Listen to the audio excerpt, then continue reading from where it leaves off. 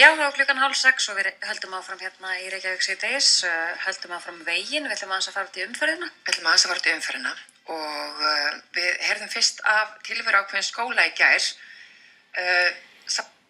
Zakarías, þú sagðir okkur frá ökunýðingaskólanum. Já. Og þú þurftir að fara í hann. Af hverju var það? Ég keyrði of hratt, sko. Ég held að það hafi verið, þetta var 80 gat og ég held ég hafi verið á okkur 130 og eitthvað. Já, það er bara svo leys. En Hef ekki gert það síðan samt, sko. Nei, þetta eru mörg ár síðan, sko. Já, það er alveg komin 8 ár síðan, sko. Já. Eða 7 ár. Já, en þú settist á skólabekk og varst að segja að eiginlega það fyrsta sem ég gerði var að reikna sektirnar hjá öllum. Já, ég held að við höfum verið 9 í tímanum og byrjuðum að reikna út allar sektirnar og að kom í ljós að við vorum bara komin hérna með góða innborgun inn í íbúð sem fór bara beint til lögreglunar. Og ríkisins. Já. Já, en þetta er eins og ég segi mörg ár síðan og þegar verið fyrirmyndar ökumenn, er það ekki?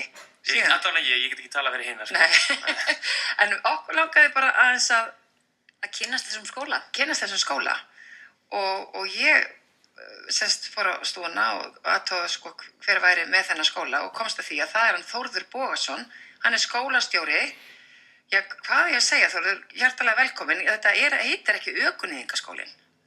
Nei, til þess að leira þetta kannski minnskilning, þá er ég ekki skólastjóri, sko. Þú ert ekki skólastjóri, hann sagði mér að Björn væri skólastjóri. Já, nei, ég er ekki skólastjóri, en ég hef verið að kenna þessi námskeið sem þau byrjuðu og þetta voru náttúrulega þegar þetta sett á sínum tíma ásamt fleiri þáttum sem áttu að stuðla því að ungir ökumenn myndi ekki valda slysum, þóttu klárlega geti lent í slysum vegna reynsluleysis, að þá var sem sett upp svona námskeið sem eru svona 4 kvöld og er á að ganga yfir meðan að þau eru með þessa sviptingu, þessa mánaði, þetta akstursbann sem kom.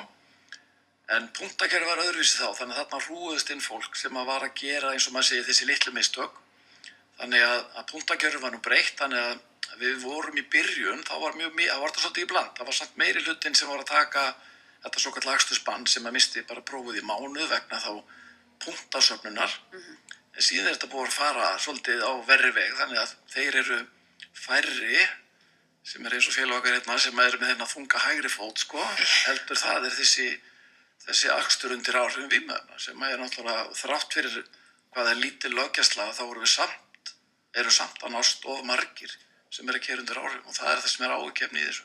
Hvað eru margir sem setjast að skólabekk bara á hverju? Við erum yfirleitt með námskeið mánalega og þetta eru 10 til 12 krakkar sem eru að koma. Síðan með nýju umferðarlögum sem var breytt, þá eru líka þeir sem að uppfylla ákveðin skilyrði sem eru með fullnaðarskírteini, þeir eru líka að missa prófið og þurfa líka að koma á námskeið.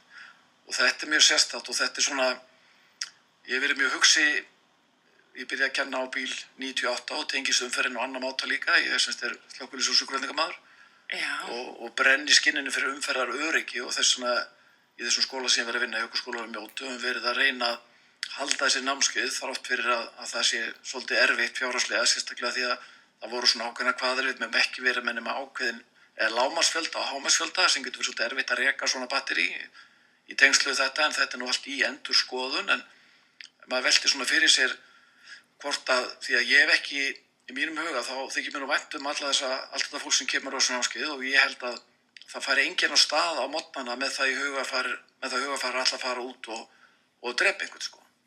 Og það var gerð mjög áhugaverð rannsókn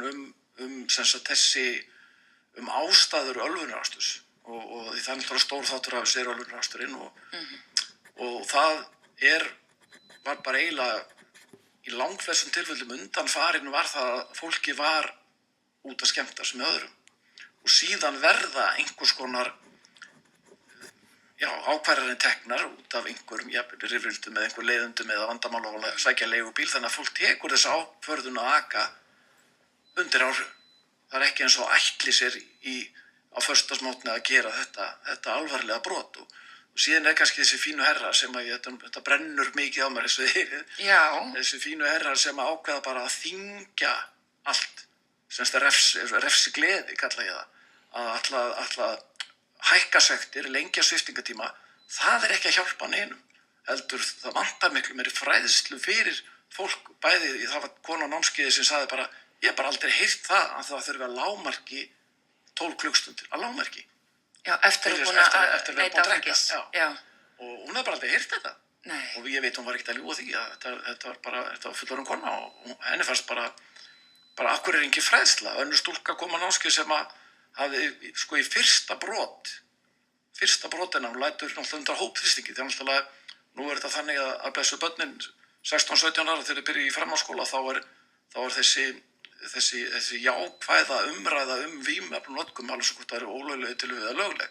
Þá bara, þau eru fyrir svo mikli pressu og hópþrýstingi að nota vímuefni og síðan að keyra ef þau koma bíl í samkvæmi að það er bara rosalega mikil pressa á þessa krakka og alla í samfélaginu að neita vímuefni og það er eitthvað sem er bara svona samfélagst vandamál, finnst mér persónulega. Nú tala ég náttúrulega bara sem Þórður ökukennari ekki fulltrúi ökuskólans. En þú segir þú vilt meiri fræðslu, þú ert ekki fylgjandi þessar stefnu sem hefur verið sett að auka þessar sektir og auka viðurlögin, heldur að fá bara meiri fræðslu inn í þá, ég meina því að nú bara flesta, margir bara tóku ökuprófið fyrir lifandis löngu síðan. Þannig að myndirðu vilja hafa bara eitthvað reglulega námskeið fyrir fólk sem að nota ökutæki? Nú held ég til dæmis að með þessu það er svo einkennilegt í öllu þessu ferli að það eru sko að búa til svona skalla sko það sem að sá sem er sko með þegar nú voru að tala um semst alltaf löglega eiturlyf sko áfengi að það sá sem er með 1,20 hann er komin í 18 mánaða sviptingu og þarf að gera miklu meira heldur en sá sem er með 1,19 að einhver skalli sem segir til það að þegar út orðin með þetta mikið blóðinu þá ertu óhæfur til að keyra og svo eru þeir að setja bara kolvitlausar reglur þeir segja sko að refsimörkin eru ennþá 0,5 prómill en samt stendur líka í umferðarlögum að það er 0,2 prómill þá ertu samt ekki hæfur til þess að keyra eða sem sagt ekki í fullkomnu standi. En er þetta ekki út af því að það er hægt að mæla þó þú hafir ekki drukkið áfengi eitthvað smá eftir hvað þú ert búin að borða eða eitthvað álíka? Ég veit það nú ekki sko. Nei, það sé eitthvað svona... Þetta er bara vont þetta er bara skilaboð sem sendur til fólks að þú mátt drekka eins og krakkandi spyrja bara hvað má ég þá drekka mikið? Má ég drekka 1 bjór? Þú mátt ekki drekka, þú mátt ekki vera undir áhrifum þú ert að keyra. Nei. Það er alveg hrein línur en það er bara þeir að vera misvísandi skilaboð að sko refsimerkjur 0,5 en 0,2 þá ertu samt ekki hæfur þá spyrir maður hvað tryggingafélagin segja þú varst með 0,3 ég ætla ekki að borga fyrir þessa milljónir að það stendur í lögunum að það er 0,2 prómill það er bara, þú átt ekki að vera undir áhrifum að keyra alveg samkvæmt eru löglega eða ólöglega eiturlyf. Amen. En skólinn, það tekur 4 daga eða ekki, þú mætir í 4 daga og hvað ferðu yfir? Við förum bara yfir bæði breytingar og umferðarlögum, við erum að tala, við fáum til okkar áfengis svona ráðgjafa til þess að fara yfir því að maður lendir fljótlega í klípu gagnvart sko þeim sem að það náttúrulega er svo mikill áróði fyrir krökkunum og sérstaklega fyrir ólöglega eiturlyfjum þar sem að það þurfti að hafa einhver sem gat haft meiri þekkingu og reynslu í því. Við höfum fengið sálfræðing, við gerum könnun fyrstu árin þá vorum við með svona óformlega könnun þar sem kom í ljós að stór hluti þessara krakka sem voru að koma þess að áður en að þeir sem eru fullorðnir eða með fullnaðarskírteini þurftu að koma mikið af þeim voru með ADHD-greiningar þannig að það er það, þú veist og það voru þá á... sem er að koma á námskeiðin sem er að lenda í þessu vandræðum þannig að maður velti bara fyrir sig allt þetta skólakerfi allt þetta kerfi og öll þessi bara uppeldið hvernig óskapur stendur á því það er ekki búið að grípa og hjálpa til mikið fyrr. Nei. En þannig að þeir eru að fá þess að krakka inn en þeir eru líka að fá fólk inn sem er tekið undir áhrifum er allir þeir sem eru teknir undir áhrifum sem þurfa að fara inn á skóla? Já, eða sem á svona námskeið eða uppfyllir ákveðin skilyrði sem viljum alltaf ekki fólk uppfylli en sem að þeir sem eru sviptir meir en 18 mánuði til dæmis eða eru teknir í annað skipti svo sem fullnaðarskírteini og tekin í annað sinn bara kannski pínlítið yfir hann er bara strax kominn með margfalt hærri sektir 3 ára sviptingu þarf að setja námskeið og svo er ekki nóg með refsigleðin að þú ert sektaður, þú ert sviptur, þú ert að taka námskeið, þú ert að borga fyrir að taka bóklegt próf og verklegt próf á alla ökutækjaflokka sem þú ert með. Þannig að þú ert að taka mótorhjólaprófið þitt og rútuprófið og vörubílinn, þannig að það er bara refsum. Og væntanlega því að þeim finnst vera einhver fælingar eða það er svona grunnurinn á þessu einhver fælingamáttur en það er kannski bara engin fælingamáttur. Já, sko ég spyr bara þá sem vita betur, er það sem eru alvarlega refsingar sem höggva hendur á fólki og dauðarefsingar, er það bara glæpafrí lönd? Ég spyr, ég veit það ekki. Ég held ekki að gagni alltaf að segja bara hækkum sektir, lengjum sviptinguna, bara eitthvað fólk sem hefur ekkert, svo er þetta blessað fólk að, það bara á ekki fyrir þess að gerst upp. Þú komið með vegg fyrir fram að þig á skuldum vegna vandamála sem gerir undir áhrifum og þú sér þig út af því. Og hvað gerir fólk? Keyrir það bara sumir gera, sumir bara sko missa tökin á lífinu reyna, fara bara alveg á botnin og aðrir fara enn lengra, fara bara undir grænan torfu. Því þetta er stór mál, þetta er mikil frelsissvipting, auðvitað veit ég að þarf að gera eitthvað, en ætlum við bara alltaf að hækka og refsa, ég veit ekki, þetta er erfitt mál, auðvitað veit ég alveg að það þarf að gera eitthvað, það þarf að fræða fólk, það þarf að hjálpa, það þarf að gefa fólki tök á því að eru til að vera í meðferð. Þú veit bara, ef fólk er hreinskilið eins og þeir sem voru teknir í þessari könnu sem kemur að ljósa að þeir eru búin að keyra oft áður undir árum, það er engin, þú hugsar ekkert það þú undir árum, allir löggan, stopp mig, allir ég sé líklegri til að lenda í slysi eða drepa einhvern. Þú ert ekkert að hugsa það undir árum, þú ert bara að koma þér heim.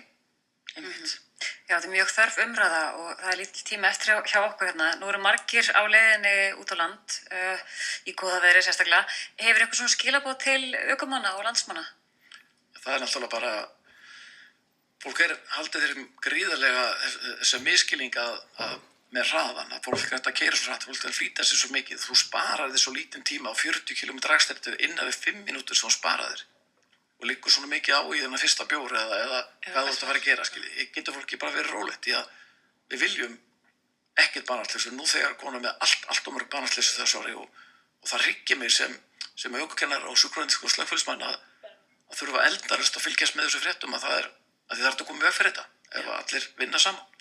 En Þórður, við verðum að enda því vegna þess að þú ert ekki bara ökukennari, þú ert tónlistarmaður. Já. Og þú ert í hljómsveit sem heitir Foringjarnir. Já, passar. Já, og það er einhver sem kannast við þá hljómsveit og þið voru að koma saman núna eftir hvað mörg ár? Það voru 35 ár síðan við spiluðum saman Foringjarnir og við vorum búin að tala það lengi alltaf að hittast, en síðan dó sem sagt bassalekarinn, Stengur Erlingsson, hann dó nú fyrir 2 árum síðan og þannig að við mistum að hittast áður en við gerum það. Við hittum sérst núna landsmóti Snigla sem var í Borgarfirði, Varmalandi, 4. júlí. Og ætlaði að halda áfram? Já, okkur langar að spila eitthvað aðeins meira líka. Þetta var mjög gaman, sko. En það ekki? Já, þetta er gríðarlega skemmtilegt.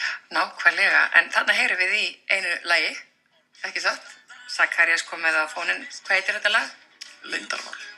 Þetta er eitt af ykkur. Við gáum út plötu sem heitir Nótt 2017 og svo gáum við skemmtilegsta íslenska jólalagið 2015 sem heitir Biðin eftir aðfangadegi, svo ég komið svona öllu það. Nákvæmlega, gaman að þessu, en hjartastakkir, þetta var bara mjög áhugavert allt saman. Já, takk. Og við kannski leiðum þess að lifa aðeins, við ætlum að fara í fréttageturinn hérna eftir augnablik. Já, en Þórður Bóasson,